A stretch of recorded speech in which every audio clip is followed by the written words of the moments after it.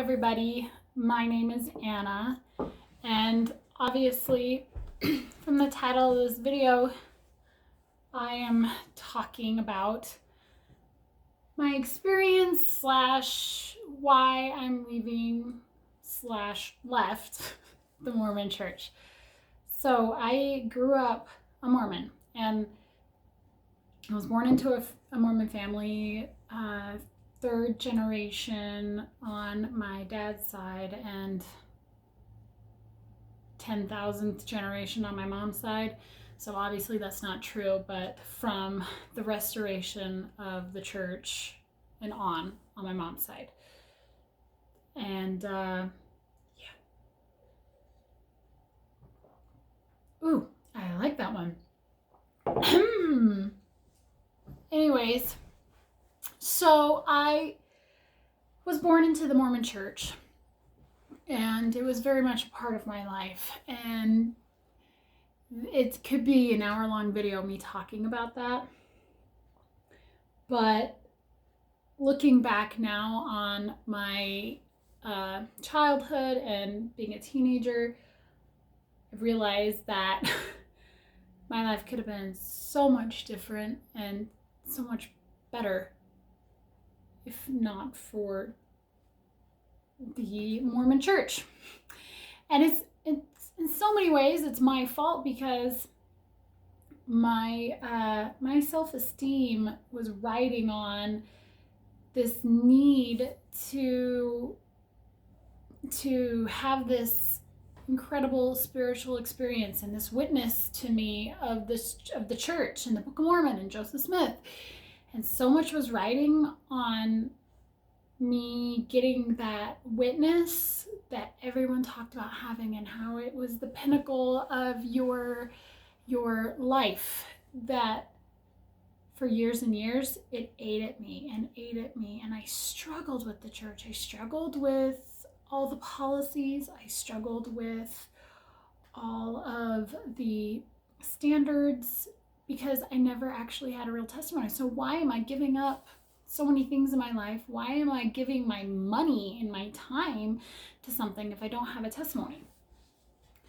And for years and years, I wasn't thinking in that process. I was thinking, what is wrong with me?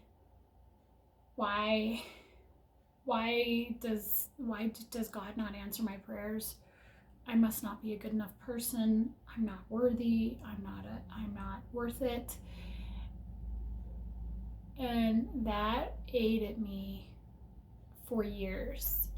And it eventually got to the point where I got anxiety, extreme, severe anxiety. My anxiety got to the point where I had a knife in my hand, and I started to cut myself because of these anxiety attacks. I just needed the voices in my head of self-doubt and no self-worth, and my inability to make my life better and to control things. And at that point,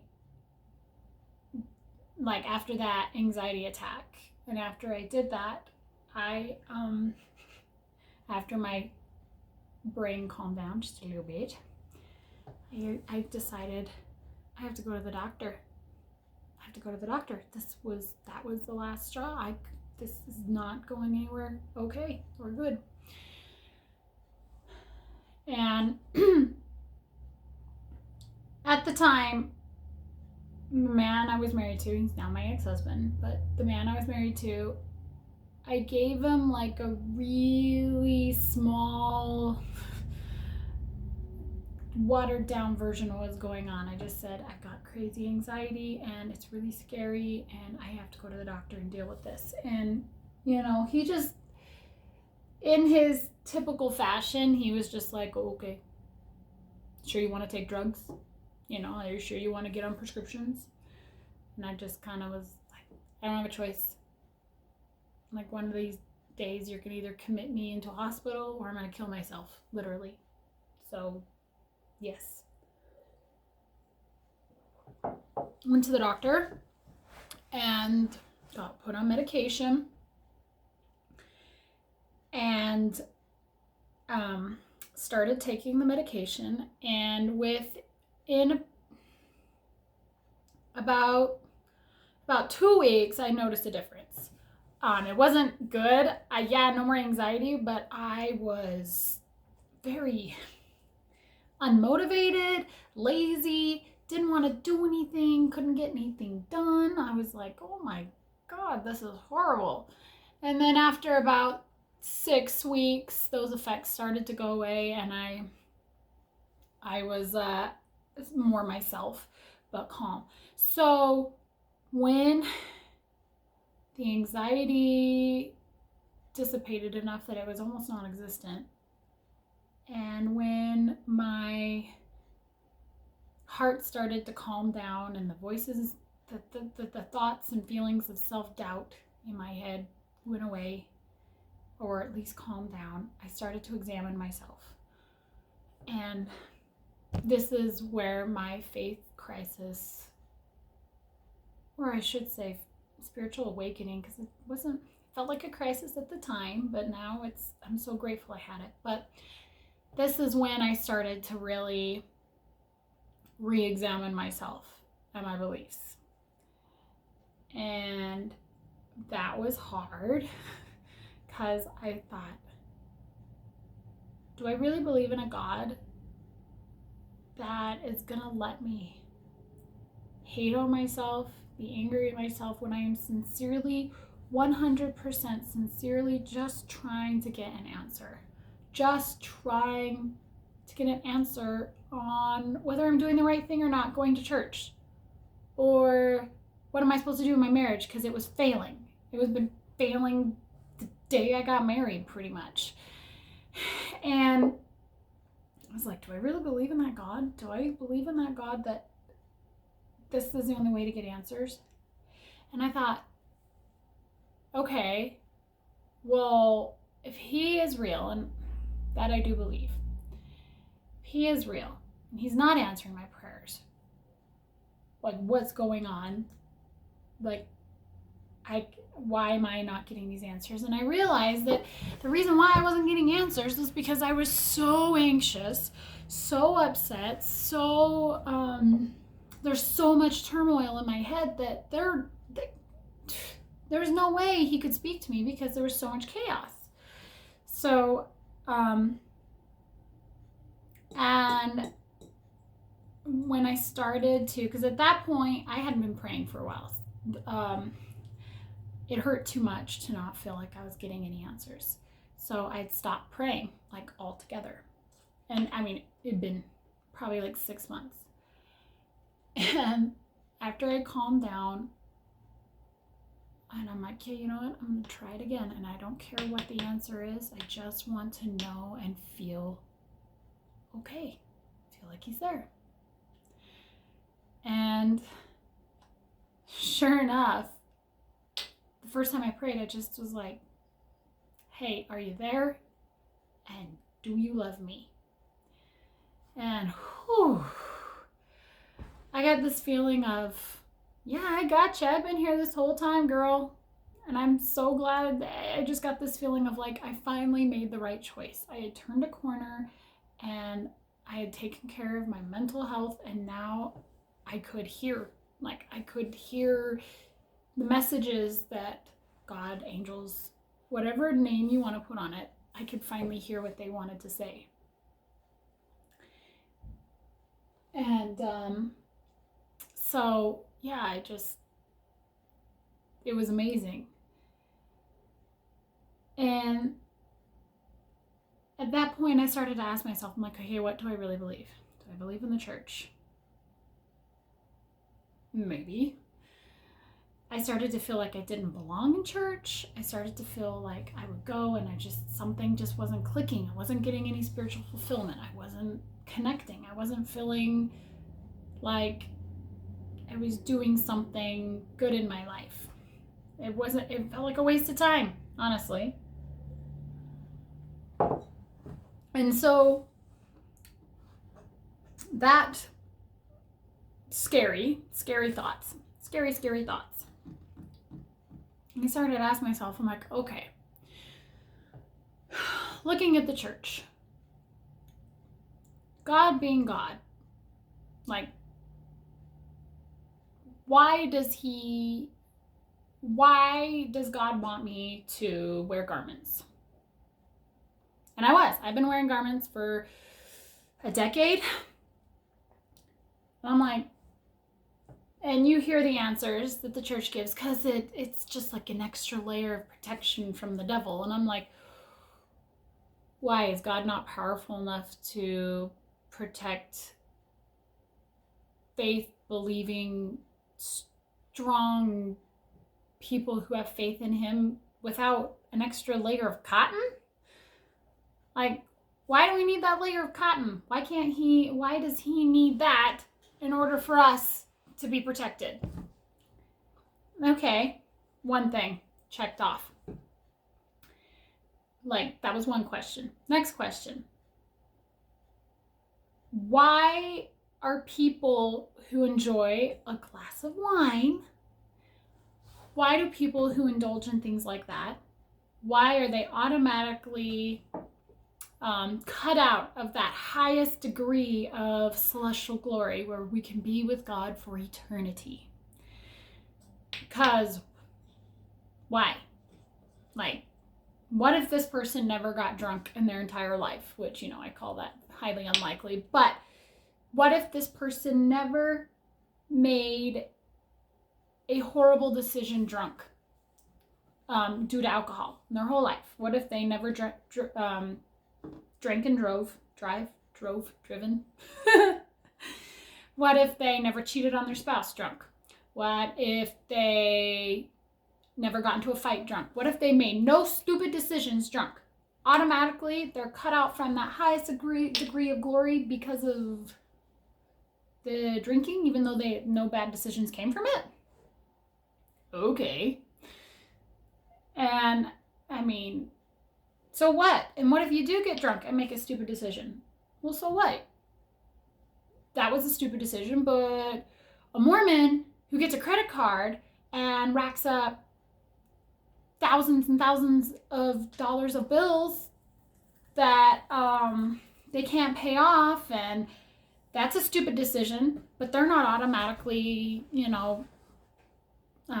knocked out of the highest degree of glory. So it's like, why is that bad decision automatically kick you out of the running, but these other ones aren't? Like, to me, is like, why is God even wanting us to do these trivial, stupid things that takes away from the focus of being a good human being and loving the people around us and doing good in this world and raising wonderful families? And why does he give a rat's ass if my shorts come up above my knee, but I'm gossiping about my neighbor? It's okay. But if my shorts come above my knee, I can't go to the temple. I can gossip about my neighbor and hurt them emotionally, verbally, whatever damage gossip can cause, which we know is a lot. How come that person can go to the temple, but the person who wears a sleeveless shirt can't, and they're automatically kicked out of the running?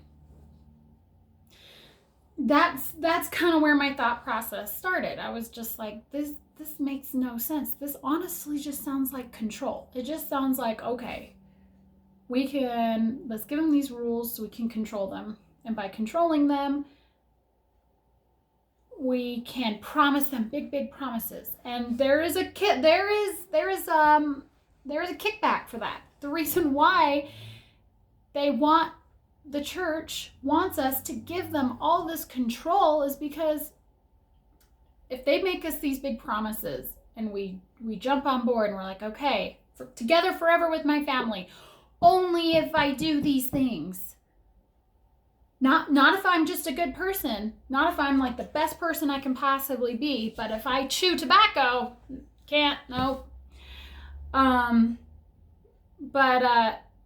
Then I'll be willing to give you 10% of all my income. I'll donate to the missionary fund. I'll donate to the general church fund. I'll give money.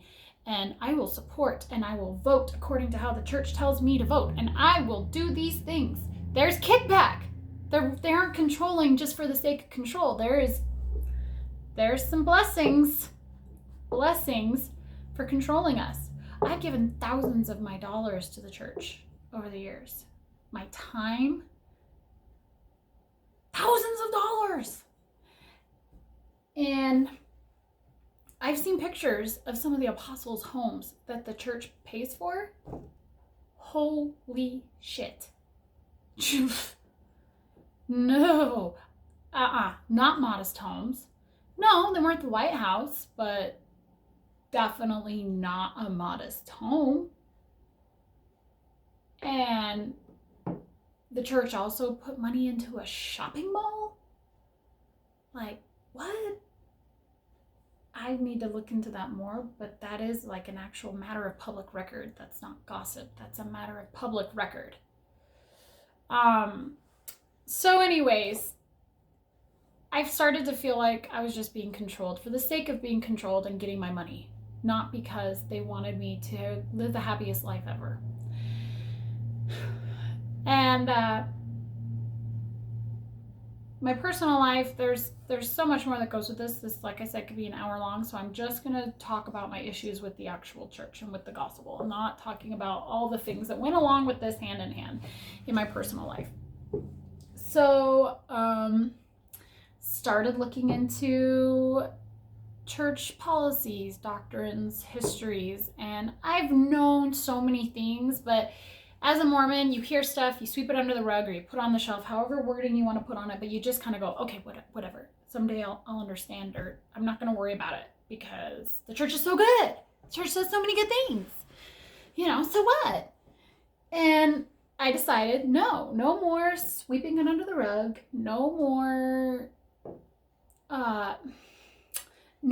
putting it on the shelf, no more justifying. No more justifications. Just look at it for what it is. Call a spade a spade.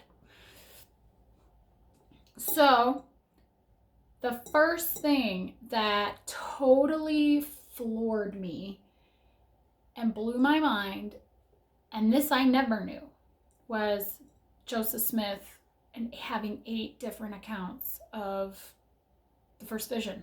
I'm like, what?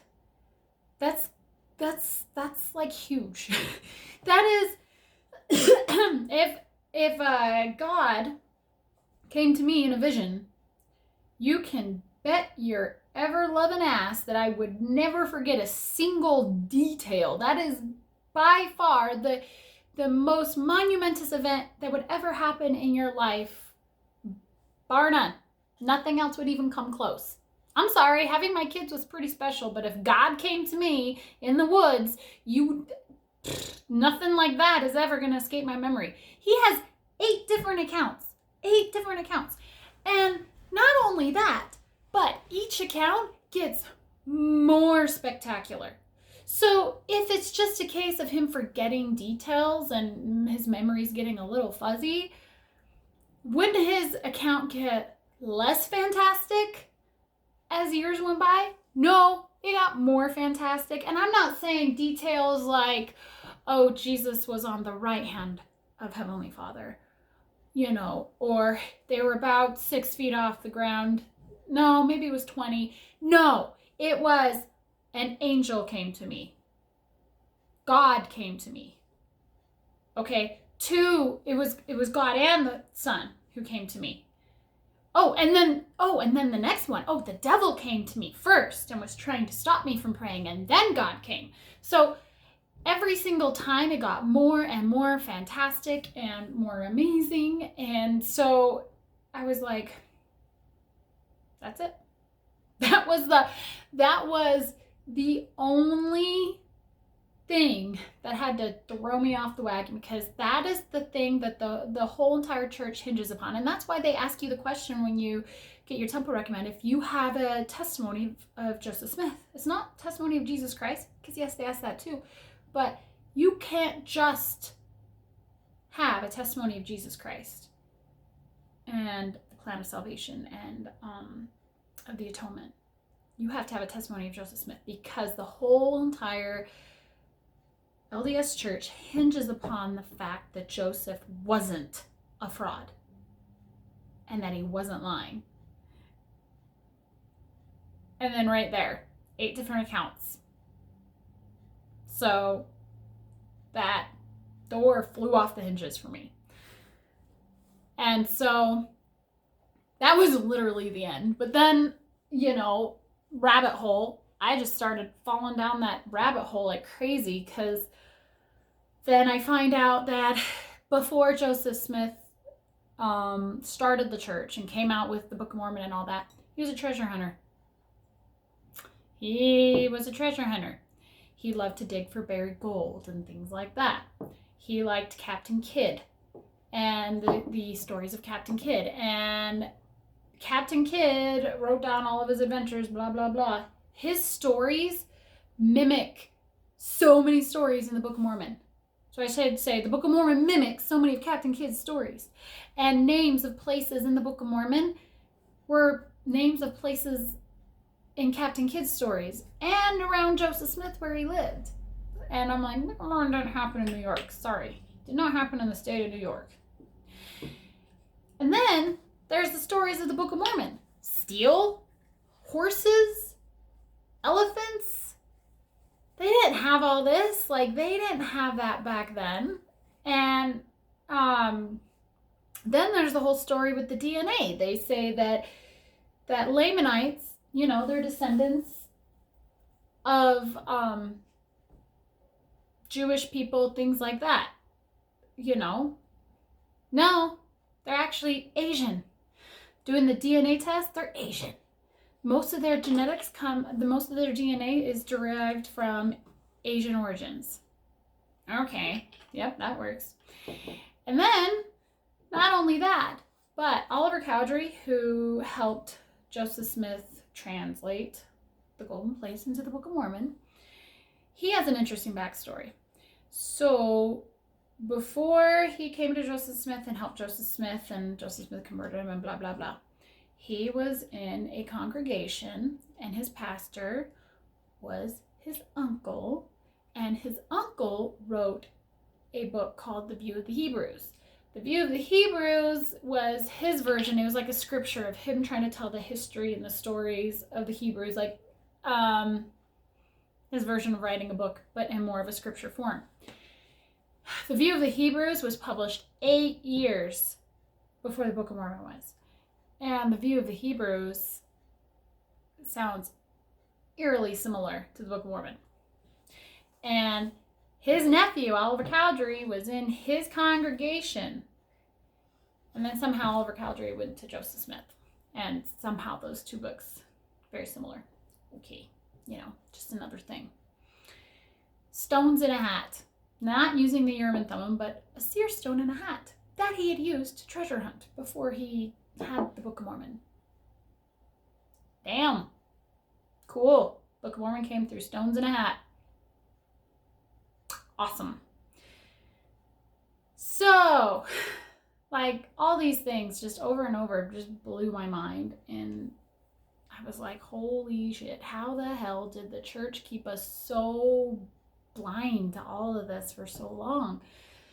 And the church is very good at it. Church historians have troubles with it. But, Oh, and there's the Doctrine and Covenants. Doctrine and Covenants used to be called the Book of Commandments. It has changed greatly from the Book of Commandments to the Doctrine and Covenants. The Book of Commandments, obviously I do not own a copy of the Book of Commandments, but they have slides and photocopies of the Book of Commandments, and they compare it to the same scriptures for the same chapters in the Doctrine and Covenants, and wording is incredibly different.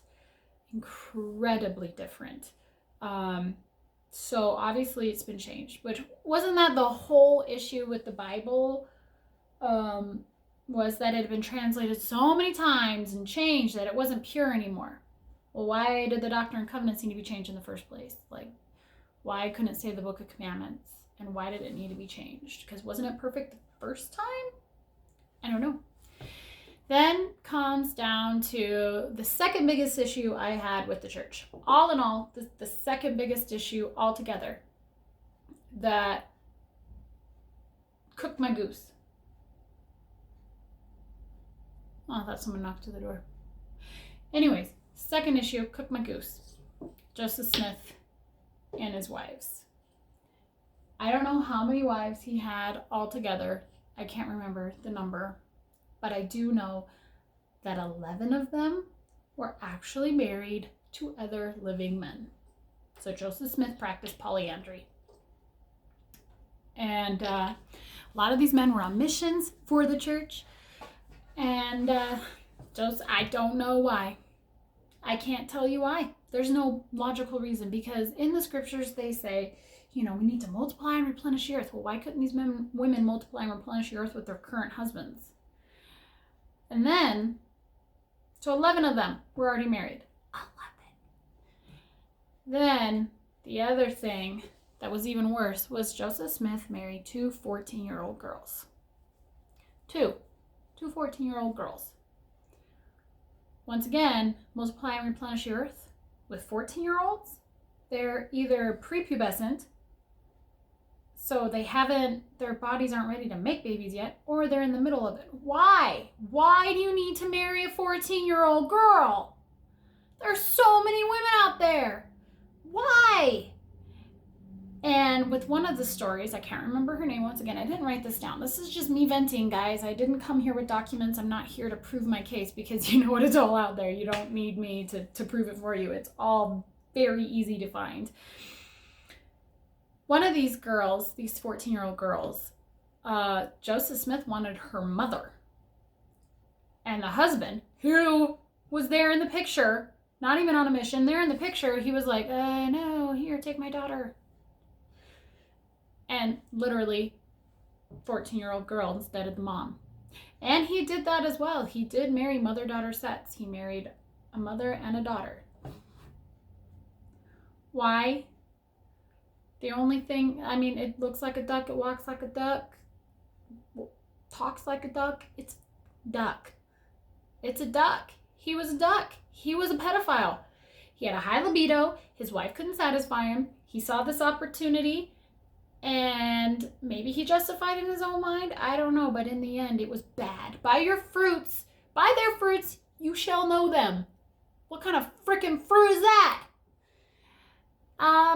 And he lied about it too. He swore as a witness, and one of his plural wives, Eliza Snow, did it with him, saying, I am only married to Emma and I've never been married to another woman, and published it in a newspaper.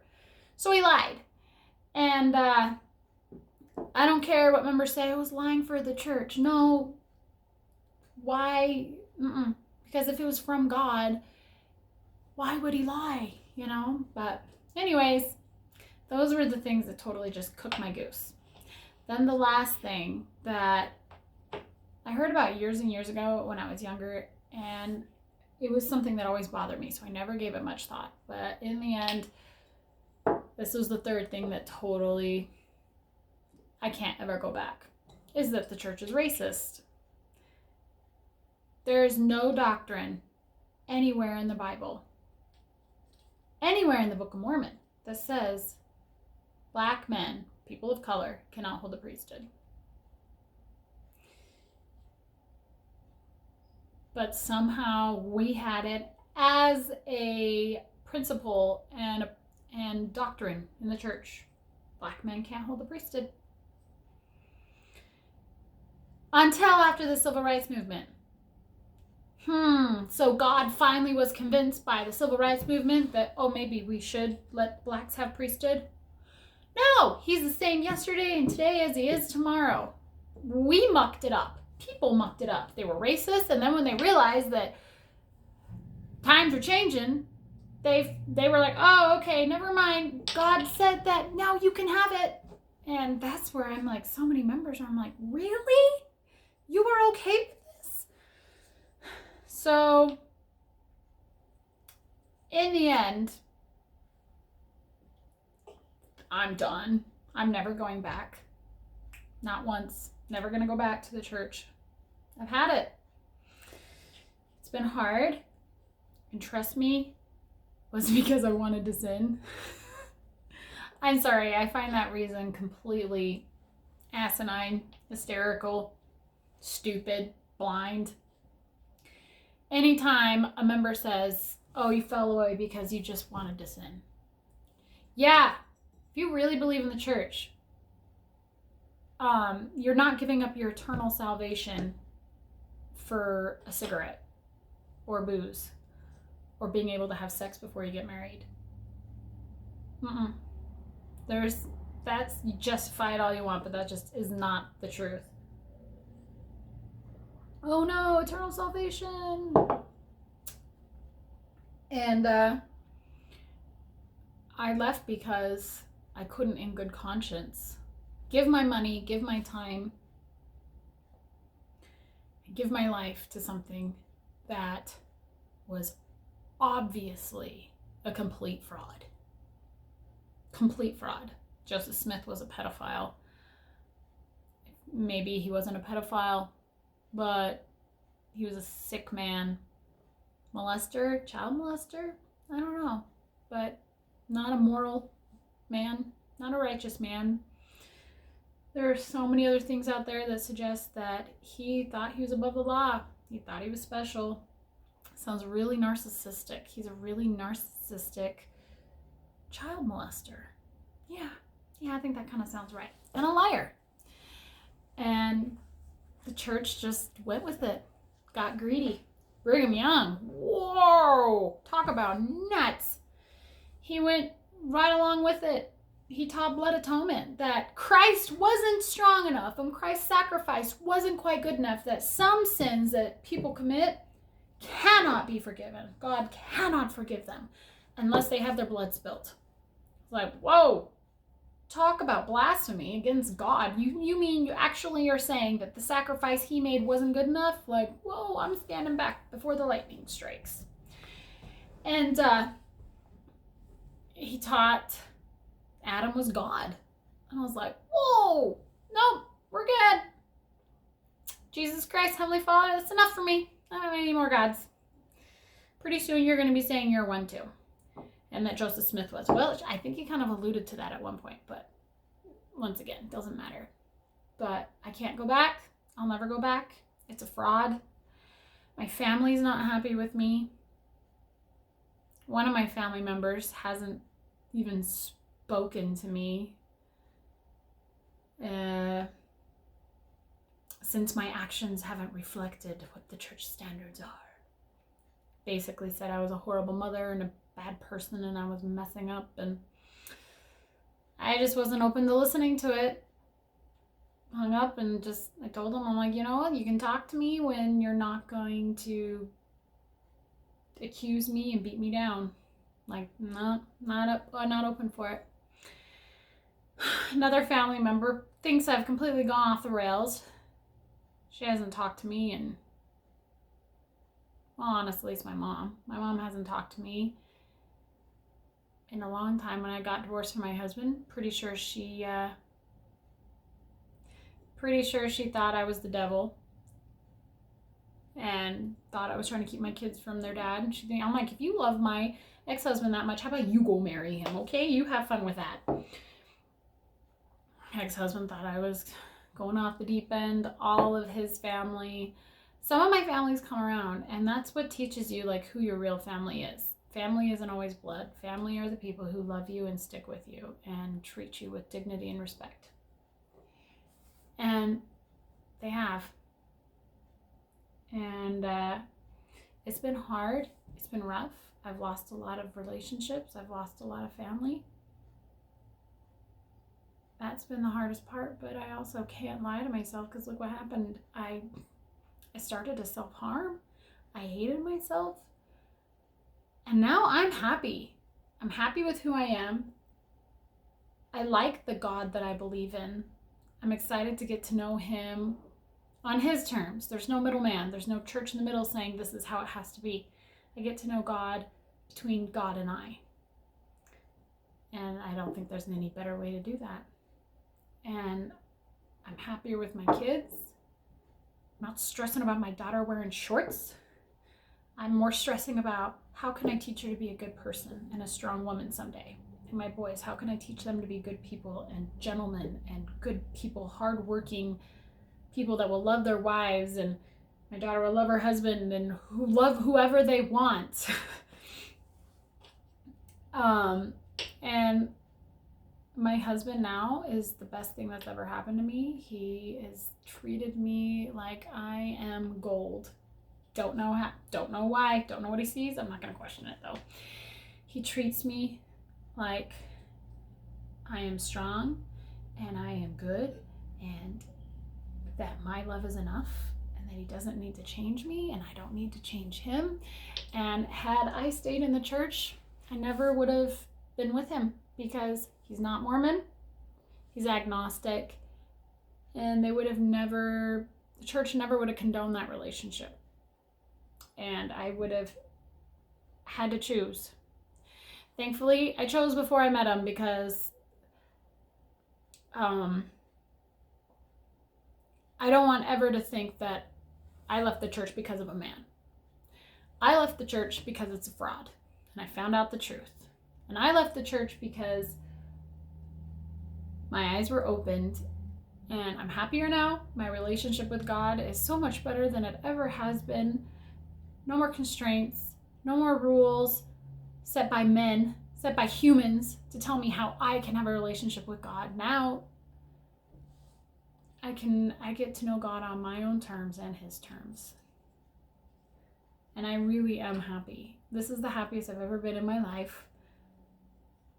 And even despite the relationships I've lost, and it's like one of those things where I have to be happy about the relationships I've lost because at least now I know. At least now I know whether those people were true friends and family or not. And if they want to come around, fine, but I'm not pushing it because I'm not going to work hard to bring someone into my life that doesn't accept me. When I know I'm a good person. I am a good person. I work hard. I love my family. I love my husband. I am good to the people around me. And I want to leave the world a better place than I found it. So how the heck am I messing up and how am I not worth having in your life? There's so much more to the story. My personal life. There's so many more things. Like I found out so much more. But I'm already 37 minutes in, so I need to stop. I didn't really have a purpose in putting this out there. I just needed to get it off my chest. I have all these feelings and frustrations, and I can't talk to anybody about it. Fear of offending, fear of pissing people off, and I'm like, I gotta say something. So I'll stick it on YouTube. It's there. Someone sees it, great. If you want to respond, great. I'm just, if you are like me and struggling, you're not alone. There's so many people out there struggling. I'm sure in my little town in here in Montana, there's so many other people struggling, but they can't open up and about it. But don't be afraid. You're not alone. We're out there. And God loves you. You don't have to be Mormon to be loved by God. You don't have to be Mormon to have the truth. You don't have to be Mormon to live a wonderful life. And it's okay if you drink some wine along the way. Cheers, you all. Have a wonderful day. Thanks for listening if you did.